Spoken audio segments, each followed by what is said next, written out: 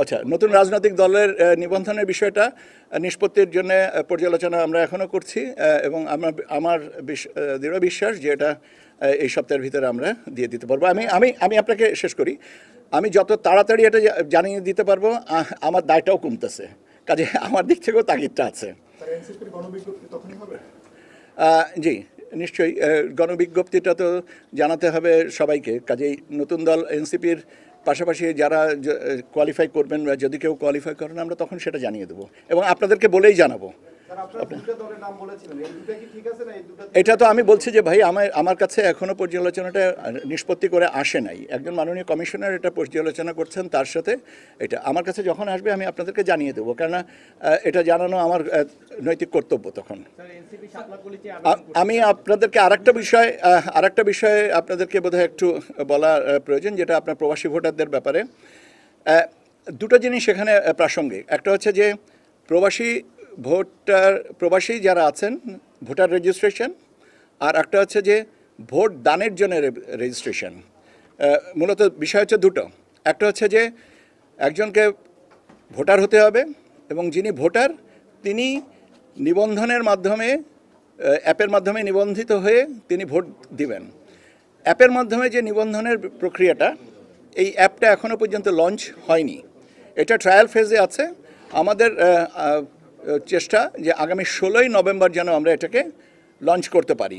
তার মানে 16ই নভেম্বর এবং তার পরবর্তী সময়ে যারা প্রবাসে আছেন, যাদের এনআইডি কার্ড আছে এবং যাদের বয়স 18 বছর এর ঊর্ধ্বে, কেন এটা বলছি যে আমরা 16 বছর এবং তদূর্ধ্ব বয়সের কিছু ছাত্রছাত্রী যারা বিদেশে পড়তে যান তাদের স্টুডেন্ট ফাইল খোলার সুবিধার্থে আমরা তাদেরকে এনআইডি একটা নাম্বার দেওয়া হয়।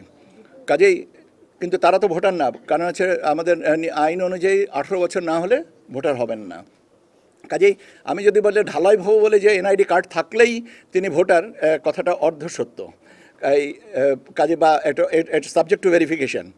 কাজে 18 বছরের ঊর্ধ্বে আপনার যারা প্রবাসে আছেন এবং এনআইডি নাম্বার আছে যাদের, তারা প্রবাসী ভোটার হিসাবে আমরা 16ই নভেম্বর যে অ্যাপটা লঞ্চ করব অ্যাপল প্লে স্টোরে বা অ্যাপল স্টোরে, অ্যান্ড্রয়েডের প্লে স্টোরে বা অ্যাপল স্টোরে যেটা লঞ্চ করব, তার মাধ্যমে তারা নিবন্ধন করতে পারবেন। এখন প্রশ্ন হচ্ছে যে নিবন্ধন কোন জায়গা থেকে করতে পারেন? বিশ্বের যে কোনো জায়গা থেকে এটা অ্যাক্সেস করতে পারবেন, কারণ একটা অ্যাপ তো আর কোনো একটা রেস্ট্রিক্টেড এরিয়ার জন্য করব না, করা হচ্ছে যে সারা বিশ্বের জন্য। কাজেই যারা এই অ্যাপের মাধ্যমে নিবন্ধন করবেন তারা ইনশাল্লাহ আগামী নির্বাচনে ভোট দিতে পারবেন।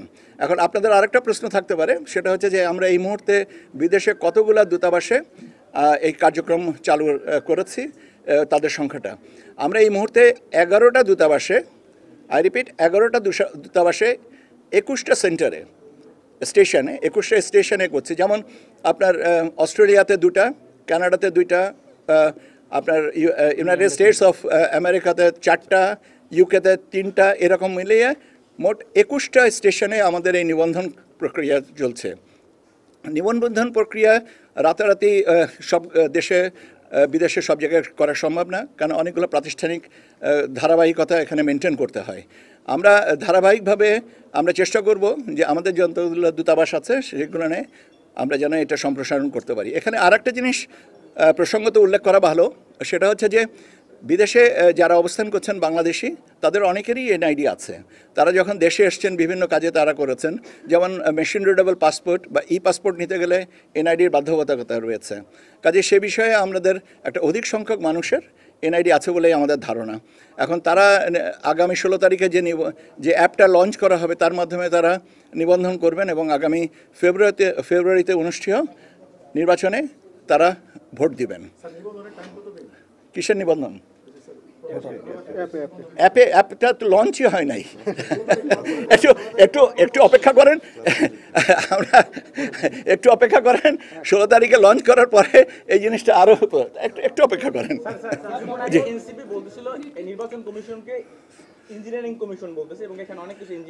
আমি রাজনৈতিক কোনো দলের কোনো ব্যাপারে মন্তব্য করি না, এটা অতীতেও বলেছি। আমাকে দয়া করে এই ধরনের কোনো প্রশ্ন করে বিব্রত করবেন না। আমি আমি আমি সবাই চারিপাশ থেকে কথা বললে তো ভাই আমার আমার কান তো দুইটা, আমি আই ক্যানট বাইসেক্ট দোজ। আপনারা কি বলছিলেন? স্যার নভেম্বর থেকে বলছিলেন যে আপনাদের সংলাপের একটা ইয়া থাকবে, সাথে সাথে নির্বাচনী যে পরিবর্তনগুলো সেগুলো শুরু হবে, সেটা হ্যাঁ, কতটুকু আমাদের আমাদের একটু একটু একটু আমরা এই বিষয়টা ভেরি সাবস্ট্যান্টিভ একটা প্রশ্ন যে নির্বাচনে আমরা মূলত তিনটা আমাদের স্টেক হোল্ডারের সাথে এখন আমরা ডায়ালগটা কমপ্লিট করতে পারিনি, যাদের ভিতরে একটা মেজর স্টেক হোল্ডার হচ্ছে রাজনৈতিক দলগুলো। রাজনৈতিক দলের সাথে আমরা অর্ডিন্যান্সটা যেটা আমাদের আরপিও সংশোধনের এই এবং আচরণ বিধিমালার রাজনৈতিক দল এবং প্রার্থীদের আচরণ বিধিমালার এই গেজেটটা না পাওয়া গেলে আসলে অর্থবহ আলোচনাটা করা সম্ভব হবে না। তো সেই জন্যই অপেক্ষায় আছি, এটা পেলেই আমরা এই কাজটা শুরু করে দেবো। আর সহকর্মীবৃন্দ, আপনারা জানেন যে আমরা বলেছিলাম যে 31শে অক্টোবর 2025 তারিখে যাদের বয়স 18 হয়েছে এবং যারা নিবন্ধন নিয়েছেন তারা ভোটার তালিকায় অন্তর্ভুক্ত। এই সংখ্যাটা আমরা আপনাদেরকে জানানোর জন্যই আজকের এই উদ্যোগটা।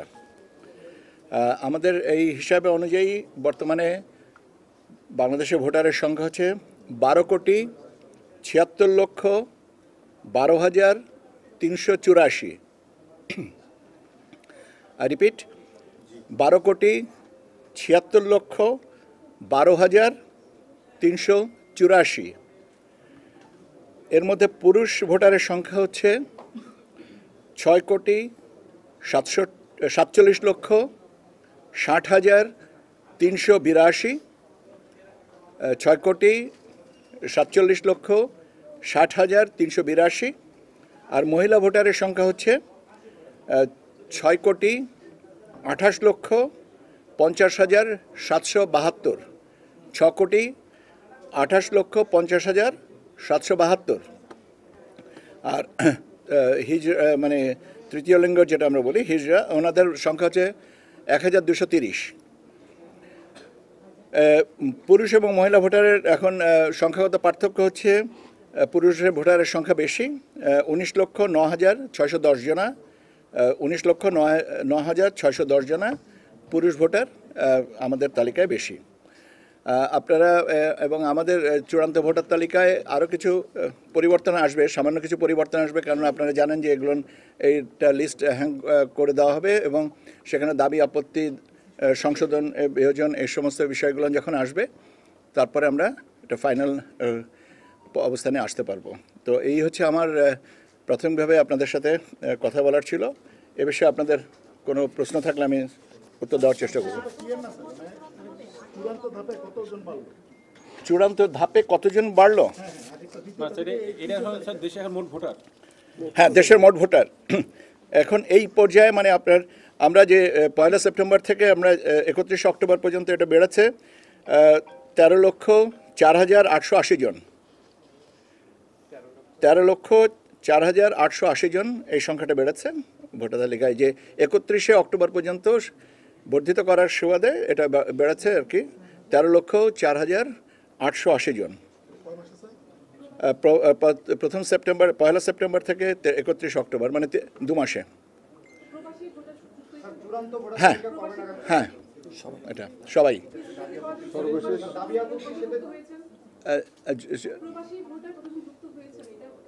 এটা এটা এটা এখন ব্যাপার হচ্ছে এই মুহূর্তে আমি আপনাকে আরও পরে বলতে পারবো। তার কারণ হচ্ছে যে কিছু কিছু জায়গায় আমাদের এখনও মাঠ পর্যায়ে কিছু তদন্ত বাকি আছে, সেইগুলোকে সম্পন্ন করে একটা চূড়ান্ত অবস্থানে বলতে পারবো। এটা চূড়ান্ত ভোটার তালিকাটা আমার যতদূর মনে পড়ে 18 নভেম্বর এটা প্রকাশ করা হবে ইনশাল্লাহ। ওকে, মানে স্যার সম্পূরক ভোটার তালিকা প্রকাশ হবে? সম্পূরক না, চূড়ান্ত ভোটার তালিকায় প্রকাশ করব। আপত্তি জানানোর তো এর ভিতরে আমরা এখন তো এটাকে জানিয়ে দিলাম আপনাদের মাধ্যমে। এখন আর তাতে নতুন কোনো কিছু নেই। এখন আপত্তি, দাবি, সংশোধন ইত্যাদি এই আগামী কত তারিখের ভিতরে? 17 তারিখের ভিতরে আমরা যেন 18 বা 19 20 তারিখের ভিতরে, 20 তারিখ বোধ হয় আর কি, আমরা এটাকে 17 তারিখ পর্যন্ত দিবেন, আমরা তারপরে এটা সংশোধন করে নেব। মূলত হচ্ছে দেখা যাচ্ছে যে 13,04,880 জন যেটা নতুন অন্তর্ভুক্ত হয়েছেন, দাবি আপত্তিটা মূলত তাদের ক্ষেত্রেই প্রযোজ্য হবে। কারণ এর আগে তো যেগুলো আমরা সম্পূরক তালিকাগুলো বা যে তালিকাগুলো সংশোধন করে টাঙিয়ে দিয়েছে সেগুলোর উপরে সময় আর কি আপত্তিটা তাদের নিষ্পত্তি হয়ে গেছে। কাজে এখন মূলত হচ্ছে যে 13,04,880 জনের উপরেই আসবে। আরপিও সংশোধন নিয়ে সবচেয়ে সংশোধনের সর্বশেষ অবস্থা আমারও জানা নেই। এই কারণে আপনি বলেছেন জানাবেন। আমি আচ্ছা, আমার জানা থাকলে তো আমি জানাবো, আমাকে বলার সুযোগটা দেবেন তো কিছু বলার। আমরা তো এটা ব্যাপার হচ্ছে যে মাননীয় উপদেষ্টা পরিষদে এটা মানে নীতিগত অনুমোদনের পরে বাকি কাজটুকু করেন লেজিসলেটিভ ডিভিশন, আইন বিচার ও সংসদ বিষয়ক মন্ত্রণালয়। তারা এই অধ্যাদেশটা জারি করেন। কাজে অধ্যাদেশ জারির বিষয়টা যতক্ষণ না পর্যন্ত হচ্ছে ততক্ষণ পর্যন্ত আমরাও আপনাদের মতন অপেক্ষায় আছি।